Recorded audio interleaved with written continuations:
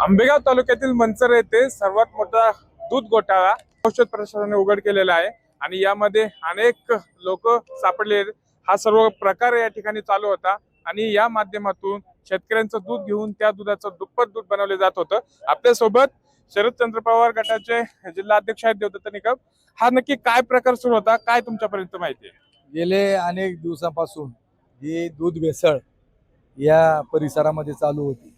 यापूर्वी देखील यातील काही आरोपी आहेत, यांच्यावरती गुन्हे दाखल झालेले होते, परंतु एफडीएचे असे कुणी ठाम किंवा भूमिकेवरती निश्चित राहून कोणाच्या दबावाला न झुकता कारवाई करणारे अधिकारी नव्हते। परंतु जसे तुकाराम मुंडे साहेब या विभागाचा त्यांनी कार्यभार स्वीकारला तेव्हापासून हा विभाग अत्यंत अलर्ट झालेला आहे आणि त्यांनी ठरवलं की आता सगळ्यात महत्त्वाचं दुधाची भेसळ बाहेर काढायला या राज्यामध्ये आपण सुरुवात करायची आणि सगळ्यात जादा भेसळ या परिसरात होती अशी त्यांना खात्रीलायक माहिती मिळाली आणि त्यानुसार त्यांनी ती कारवाई केली आणि त्याच्यामध्ये भेसळखोरांना अटक केली।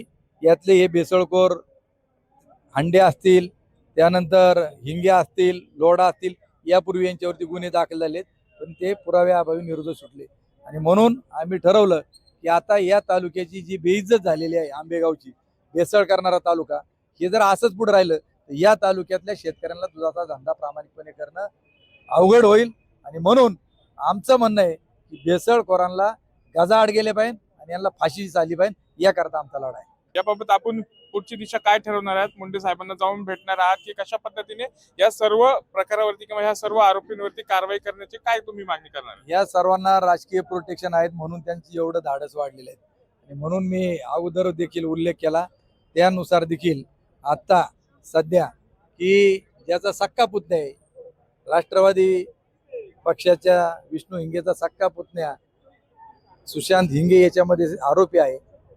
विष्णू हिंगेचा जो जोडीदार आहे 24 तास त्याच्या सोबत असतो। कात्रजचं जे इथं दूध शीतकरण केंद्र अवसरी पाट्यावर आहेत तिथं हा संदीप लोढा मुक्कामीला त्याच्या समवेत असतो, तो आरोपी होता। त्याच्यावरती 2005 ला गुन्हा दाखल झाला आणि हे तुम्हाला माहित असताना तुम्ही दूध उत्पादकाचे प्रतिनिधी म्हणून निवडून गेलात आणि तुम्ही पक्षाचे अध्यक्ष आहात, जिल्हा परिषदेचे तुम्ही हे करतात, म्हणजे हा भेसळीचा पैसा कमवायचा, लोकांना वाटवायचं, निवडून यायचं आणि वेळ आल्यानंतर सख्या पुतण्याला म्हणतात माझा काय समज, सख्या भावाला नाकारलं, पुतण्याला नाकारलं। म्हणून आमचं या तालुक्याच्या आमदारांना देखील सांगणे की पहिले त्यांनी त्यांचे राजीनामे घेतले पाहिजेत।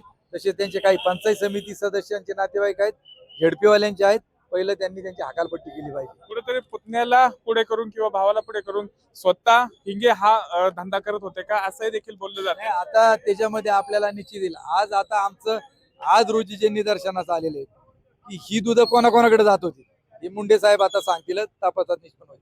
परंतु प्रथम दर्शनी यांचा सक्का पुतण्या आहे, एका कुटुंबातले आहेत, तरी हे नाकारतात। त्याचबरोबर जो लोढा आहे आरोपी आहे यांच्या सोबत गाडीमध्ये त्या ठिकाणी फिरतो, सीसीटीव्हीचे फुटेज तिथं आहेत ते आम्ही त्यांना घ्यायला सांगणार आहे।